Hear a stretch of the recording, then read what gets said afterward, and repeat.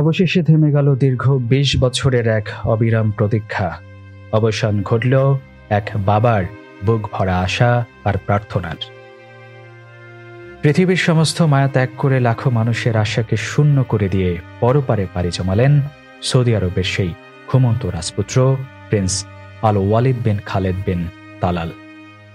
২০০৫ সালে যুক্তরাজ্যে এক ভয়াবহ সড়ক দুর্ঘটনার পর থেকেই তিনি ছিলেন কোমায়। দীর্ঘ ২০টি বছর রিয়াদের কিং আব্দুল আজিজ মেডিকেল সিরিয়ার বিছানায় কাটিয়েছেন জীবন মৃত্যুর সন্দিক্ষণে। বিশ্বজুড়ে তিনি পরিচিতি পেয়েছিলেন দ্য স্লিপিং প্রিন্স বা ঘুমন্ত রাজপুত্র।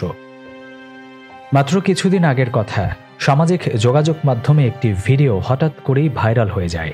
সেখানে দেখা যায় প্রিন্স আল ওয়ালিদ তার আঙুল নাড়াচ্ছেন। সেই ভিডিওটি দেখে বিশ্বজুড়ে তার শুভাকাঙ্ক্ষীদের মনে আশার এক নতুন প্রদীপ জ্বলে উঠেছিল। সবাই ভেবেছিল ২০ বছরের ঘুম হয়তো ভেঙে যাবে তার, আবারও বাবা বলে ডাকবেন তিনি। লাখো মানুষ তার সুস্থতার জন্য আবারও নতুন করে প্রার্থনা শুরু করেছিল। কিন্তু সেই আশার সত্যি হলো না। সেই ভিডিওটি ছিল নিছকেই এক আশার মরীচিকা। সকল জল্পনা কল্পনার অবসান ঘটিয়ে গতকাল শনিবার তিনি তার পরিবারের সবাইকে কাঁদিয়ে চিরতরে ঘুমিয়ে গেলেন। এই দীর্ঘ সফরের সবচেয়ে বড় উদাহরণ হয়েছিলেন তার বাবা প্রিন্স খালেদ বিন তালাল। ২০১৫ সালে যখন চিকিৎসকেরা লাইফ সাপোর্ট খুলে ফেলার জন্য পরামর্শ দিয়েছিলেন, তখন তিনি তার প্রত্যাখ্যান করেছিলেন। তার বিশ্বাস ছিল আল্লাহর প্রতি। তিনি বলেছিলেন, যদি আল্লাহ চাইতেন তাহলে আমার ছেলে দুর্ঘটনার পরেই মারা যেত, তাহলে তাকে তখনই দাফন করা হতো।